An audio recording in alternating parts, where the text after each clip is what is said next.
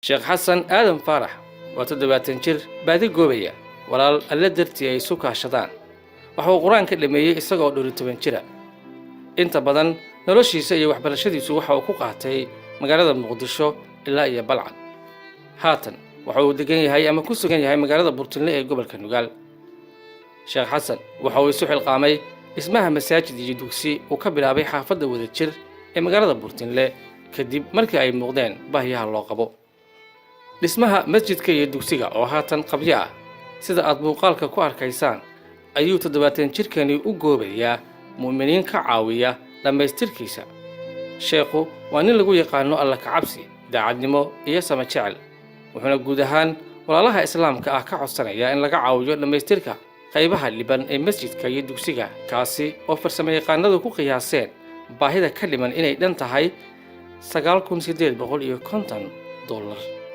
haddaba Sheekh Xassan oo taageeradaas ka ducaynaya ayaa yiri alxamdulillaah thumma salaatu wasalaamu calaa rasuulillaah sallallahu alayhi wasallam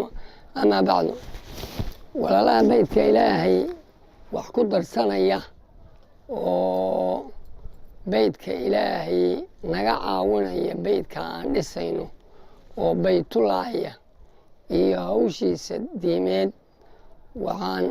ugu ducaynayaa wixii wax naga soo gaaranin oo ilaahay beydkiisa wax ku darsada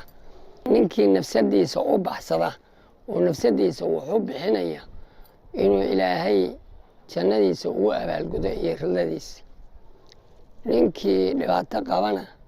inuu ilaahay dhibaatada adduun iyo aakhiraba kaga saaro ninkii awlaad haysta oo awlaadu ay maanta awlaadu waa dhibaataysan tahay oo waa mashquul baa lagu jiray